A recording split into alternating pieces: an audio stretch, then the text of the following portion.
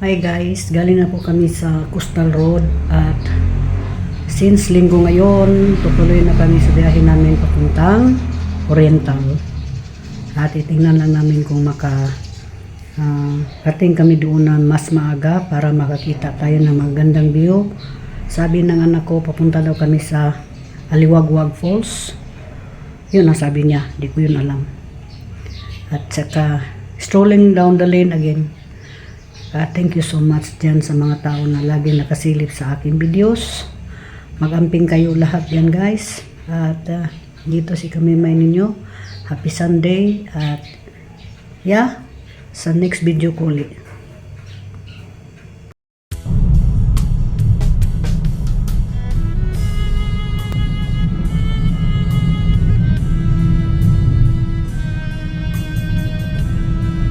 Nandito na po kami, papunta na kami ng Davao Oriental.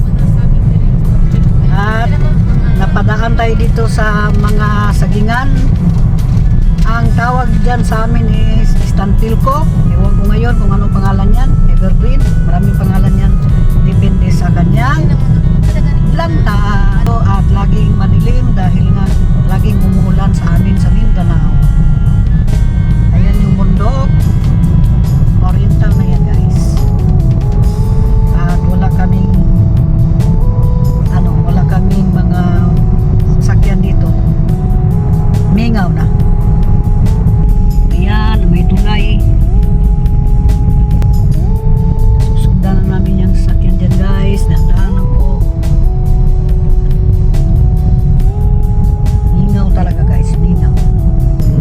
Ayan, very quiet daw sabi ni Jao.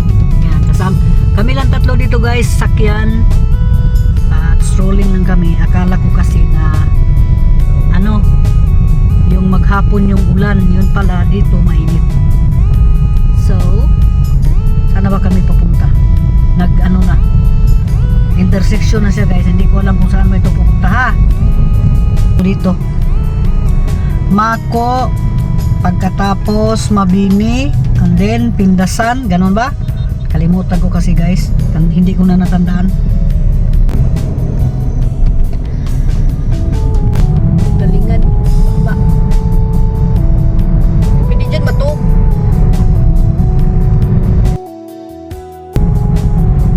Padayon lang ni guys.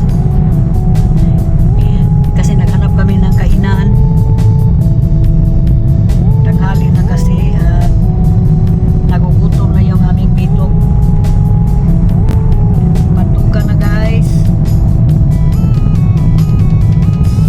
entering Pantukan,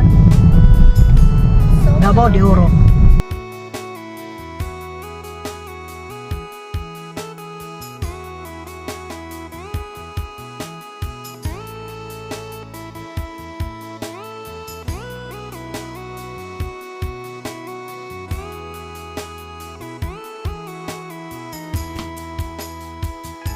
Galing na kami ng Pantukan guys, kumain lang kami doon.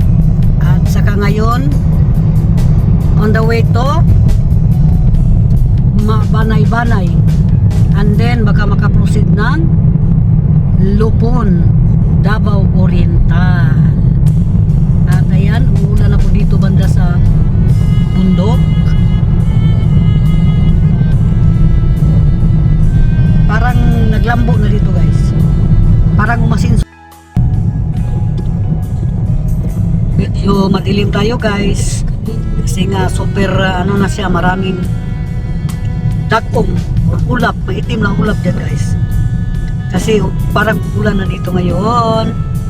In 300 meters, your destination will be on the left. Davao Oriental. Nandito tayo sa Davao Oriental ngayon guys. Ayan, pupunti lang kami dito ngayon.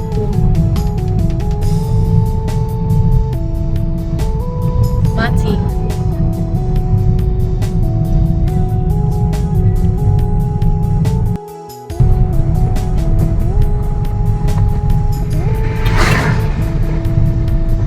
Pasensya na guys, madilim. Kasi nga hapon na at saka makulimlim na. At Dito na kami sa Davao Oriental.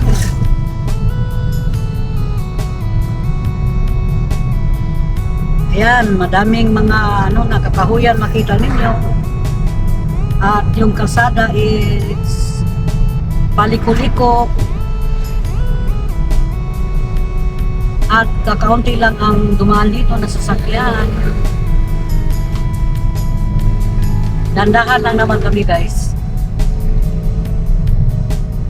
Ang bundok na yan is prone sa landslide. At ayan, maraming nahuhulog na mga lupa. So, extra careful kami dito guys. Tumahan sa bulubundukin. Ito ko nakita nato nga bundok job dara na. Mo na siya. Kato nakita ko nato job. Oh, ara, mo na siya. Katong sa layo, daw muna na siya daw. Yan. Amazing no. Nalagyan na sila diha. Ay, nako guys, nagpintuhan kami. May puntahan kami pero hindi pa niya natandaan kung saan banda mag-aki guys. Diba? Oh, see? Ganda no. Nilagyan yung bundok ng net guys. Dahil nga lagi siyang dito, landslide banda ito ng Davao Oriental. Diyan banda guys, kita niyo diyan yung dagat.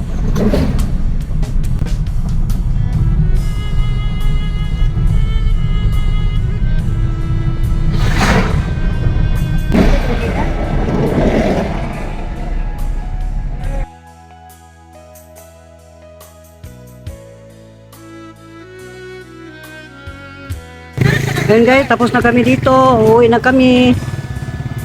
Naghanap kami ng putumaya pero wala. Mayroon si Kwati pero alam nyo na. Mas maganda talaga yung merong putumaya. At marami talagang mga tao dito na magbisita guys. As in, ang dami. Yan ang lugar. Ayan yung lugar guys.